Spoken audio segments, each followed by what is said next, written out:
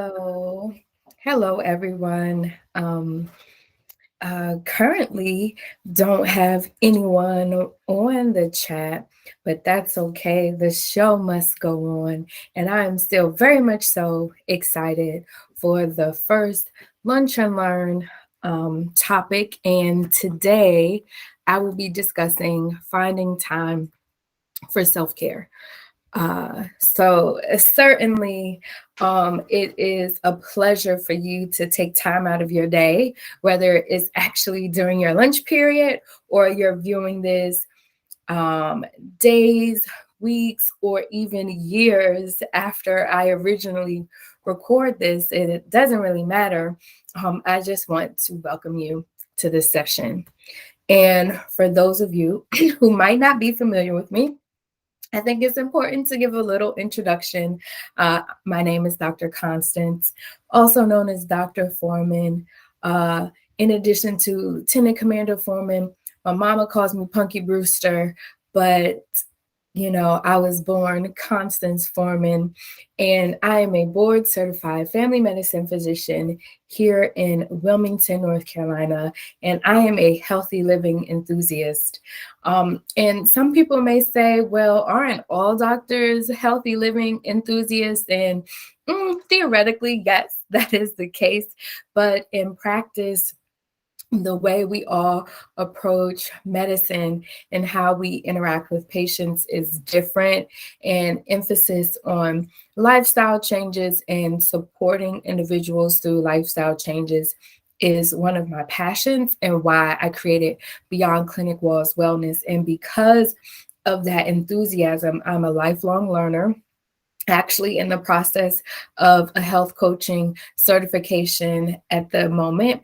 And I'm a beach lover. I love to be outside, and a pretty good home chef. And as I mentioned before, I am thoroughly excited to be doing this workshop with you today. So we're talking about self-care, and how we define it, and later on, how we find time for self-care.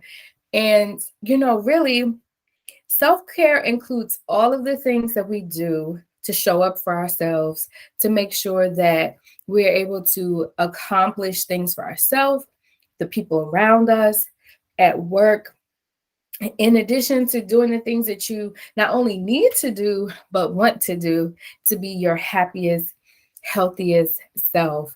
And really, it could go from very simple things to thoroughly complex things, but we'll get into a little bit more about that later. But if you boil it all down to its true essence, self-care is the behaviors and activities that help you to remain maximally healthy and productive. And I add that productive in because you can be so-called healthy and not have any specific medical, emotional, or mental health concerns, but still not be as productive as you would like to be because there's some sort of an imbalance there. So I'd like you to keep that in mind. Not only are you trying to be your healthiest self, you also want to be productive in whatever way that means for you. And so moving forward in this, really, self-care we think of a lot as helping ourselves cope with stressors. And for sure, that's a big part of it. But I also, again, want to remind you that it's also about tending to physical, mental, and emotional health. And as you can see, it encompasses a lot: hygiene, how we carry out our hygiene routine, the products and methods that we incorporate are certainly a part of self-care. Physical activity or physical exercise, that's also very important.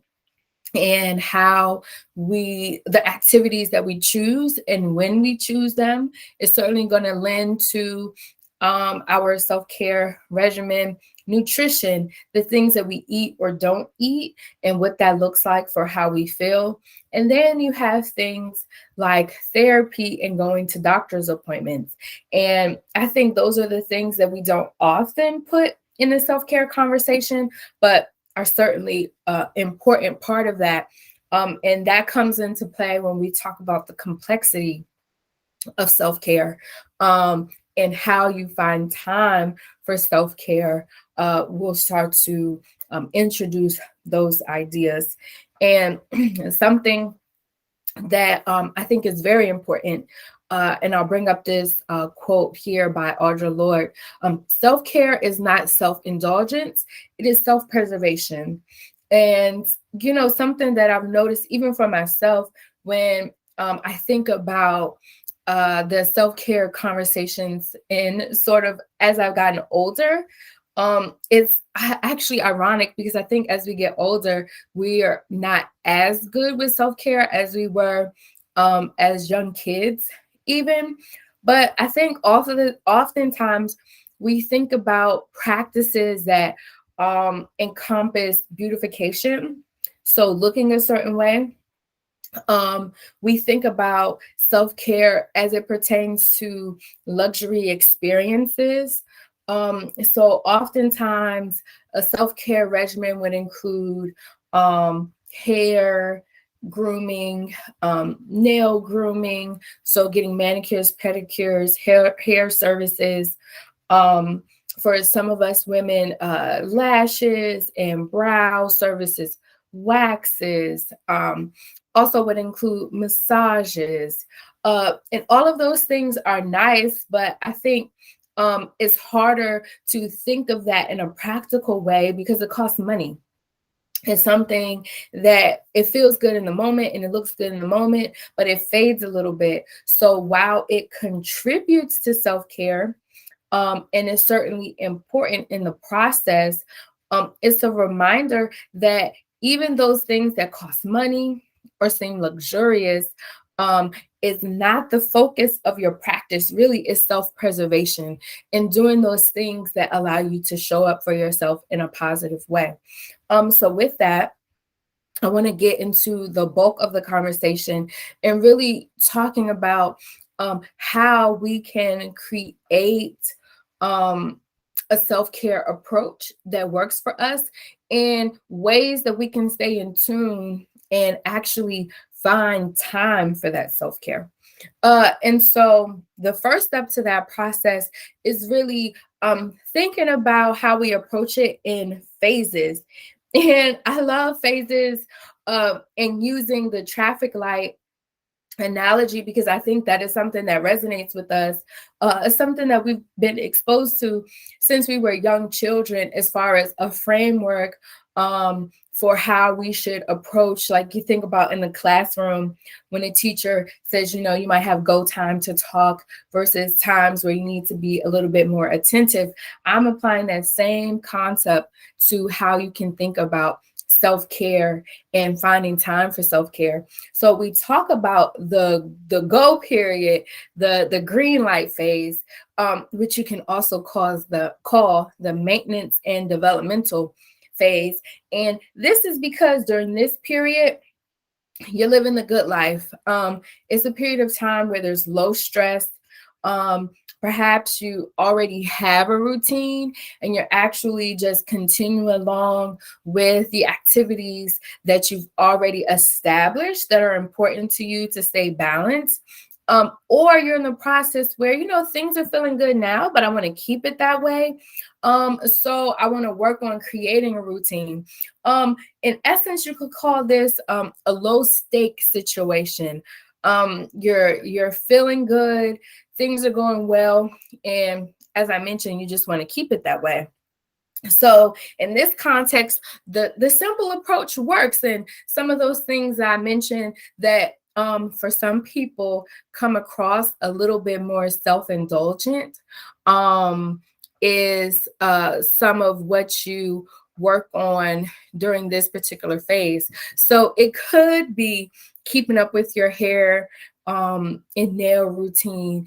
It could also be something a little bit more in uh, straightforward within the home, like lighting a candle, expressing gratitude, participating in hobbies, whether you like to crochet or play tennis, something that brings you joy, drawing, those sorts of things that you fairly easily can include in your daily lifestyle. And as I mentioned, when we talked about the different types of self-care ideas, hygiene, that's picking products that bring you joy, picking products that are in tune to your social, political views, that might help you feel more connected to the world. All of these things are pretty simple ways that you can show up for yourself and practice the self care regimen that works for you. And then as we move into the next phase, which is the cautionary period, this is where things might be thrown off a little bit. It could be a period of high stress where you have a big project at work, or some family or friendship disruption. This could also be a period of illness. And during these periods, you have to be a little bit more intentional. And the important thing to remember that this also overlaps with the maintenance and developmental period. You're still sort of searching for those things that bring you joy, making adjustments to those activities that you regularly practice, but then you're also digging a little bit deeper and thinking about what additional do I need to do to restore the balance. And so during this period, it might mean meal prepping or adjusting the types of foods that you eat. It could be increasing or decreasing your physical exercise. This could be monitoring your sleep schedule, the types of foods you eat, how much caffeine you're drinking. It could be decreasing social media exposure because that's increasing stress, reviewing your work schedule and sort of thinking, what ways can I adjust that to make room for my sleep schedule or make room for meal prepping and all of those other things. So during this cautionary period, you're looking at all of the layers of how you can be your best self. And then, and I would say that this would be a pretty short term type of experience. So again, like a work project, maybe that's happening over the course of a few weeks or a month. You're sick, same thing. But then we think about the danger zone. And in this particular period of time, it's really difficult to maintain your regimen. And also, perhaps you were in a cautionary period and now things have persisted for more than just a week or two, or even a month or two. You're noticing that the morale is low. You might be experiencing physical symptoms, emotional symptoms, or mental symptoms that are causing you distress. And you want to get yourself back to a place where you're calm, level headed, and at peace. Because again, remember, self care is about being maximally healthy and productive. And so when you're in that zone where it's challenging to do that, again, you have to up the ante. Still, certainly, you want to do those simple things like lighting a candle and expressing gratitude, but you might need to get a bit more complex and deep. And so the types of activities you might do at that period of time is journaling. Not only journaling about your emotions, but potentially about your food habits. So you went from perhaps meal prepping and adjusting your food and drink schedule and intake because of how you felt to now, that didn't help as much. So let me get a little bit deeper and journal. This could mean doing your best to eliminate certain people and environments. So again, you went from decreasing social media to saying this particular person is not adding value to my life at this time. So I need to limit my interactions with them for the greater good. This could also be, in more significant cases, scheduling appointments with a physician or other healthcare provider or even a therapist to actually have deep conversations about exactly what you're experiencing and the type of support that that person might be able to offer, or talking to someone to brainstorm about the resources that you think would be beneficial for you. And a piece of self-care that I think that we don't talk about as often is spiritual care. So during this time, you might also be reaching out to leaders in the spiritual realm that you're in, which I'm Christian. So it could be talking to friends or family members who are grounded in their faith, or even a pastor. Or it could be another option would be meditating more. And considering other auxiliary services that help you spiritually reconnect in a meaningful way. Um, and I think all of this is important because finding time for self care is first rooted in being able to identify the things that you need. Okay. And so self care really positively impacts your health because it creates more intuition in regards to how you're feeling in the moment. And there are other practices that can help do that that are also included in self care, like mindfulness, which is a great way to also stay in tune. And potentially for you, a good practice is something that I want to work on, including myself more in my self care regimen. But when you talk about finding the time to actually practice these things, it first starts with finding what helps you feel centered. And especially I included social media in the conversation in regards to the cautionary period, because I'm mostly speaking from my personal experiences and recognizing that sometimes being exposed to certain content can put me in a different mental state. Not only has exposure to social media negatively impacted my self-esteem at times, because of looking at what other people have, don't have, um, body image, things like that. But also, there's a lot of trash on social media as well.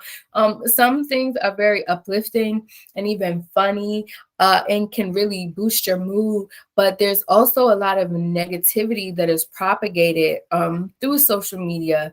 And so finding what helps you feel centered is very important. And again, sometimes that might mean sort of doing a fast from certain things. But I sort of bring up that exposure to social media because there is so much that people post, and we see them so-called living their best life, and we sort of want to steal what it is that they're doing and try to apply it to us. And sometimes that works, right? You learn something from someone and then you decide, you know what? I'm going to try this myself. But it's also important to recognize that what works for someone else might not necessarily work for you. So don't try to steal someone else's plan, and instead focus on developing your own. And so the next step to actually finding time for self-care after you figure out what helps you stay centered is actually brainstorming how to incorporate these activities and behaviors into your daily life. Oftentimes we try to go too big too fast, and finding time for self-care first starts with consistency. So it's taking those simple activities like showing gratitude, um, taking a bubble bath, putting eucalyptus in your shower to perfume the shower, excuse me, and then taking that and adding to it over time to make those activities more complex, and more grounding for you, adding activities that when you are in periods of higher stress, it becomes a more concentrated practice for you to restore your peace. And then I think also it's a good idea, after you figure out what helps you keep centered, when you brainstorm how you can start to incorporate these centering activities into your lifestyle, you should set goals for exactly what it is that you want to do. And this also lends to the idea that you can't steal someone else's plan, and you can't go from 0 to 100. And the fact that we can always build, but that foundation has to be there. And so if you set a goal for something simple, like taking 5 minutes with no distractions, that's a fantastic way to find that time and really start to get a good regimen. And the biggest thing that I want to tell you as I wrap things up and let you get back to enjoying a little piece from the workday is remembering that self-care is for you. Um, I think when we initially define self-care, it is about um, showing up for other people and being able to be productive. But the top of that totem pole should always be yourself. It sounds so cliche, and a lot of people say it all the time, including myself, but you can't be helpful to someone else if you're not well. Okay. You can't be helpful to someone else if you don't know how to first help yourself. So if you're hurting, if you are experiencing mental or emotional distress, if you physically have some sort of acute impairment, uh, that creates a barrier to you being able to help other people in your lives, whether it's at work, whether it's at home, in personal relationships with family or friends. You have to remember to set that time for yourself and take it seriously. We see so much in the world right now that people just give, give, give, give, and they have an empty cup. And if no one else is going to fill your cup, you have to be able to figure out how to fill it yourself. So again, remember that self-care is for you. And as you improve you, you'll be able to improve the lives of others. And it will benefit others for you to be your best self, but of course, you should be the ultimate focus. So I just want to reiterate the fact that self-care is about living the best life that you can, but that'll change over time. But the core of our practice is quality of life, making sure that the totality of what you're experiencing as a human being is positively impacting how you live and not taking anything away. So all of those activities that you participate in are going to positively impact how you view your life, your own personal success, your personal development, your achievements, all of that, right? But through the process, you have to check in with yourself often and make adjustments. So finding time for self-care is about checking in with yourself, identifying what activities speak to you first.